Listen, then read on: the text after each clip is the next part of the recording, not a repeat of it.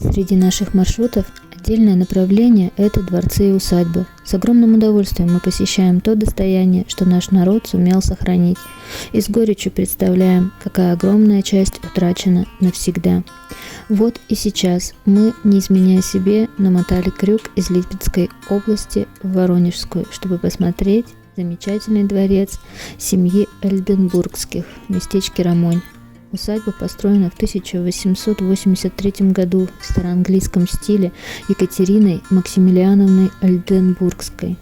Вместе с мужем она построила здесь еще фабрику конфет и шоколада, конюшню, больницу для крестьян, железнодорожную ветку, реконструировала сахарный завод.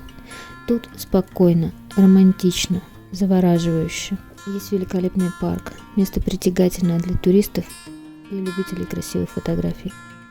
На канале есть большой подробный ролик про дворец в Ромоне. Смотри.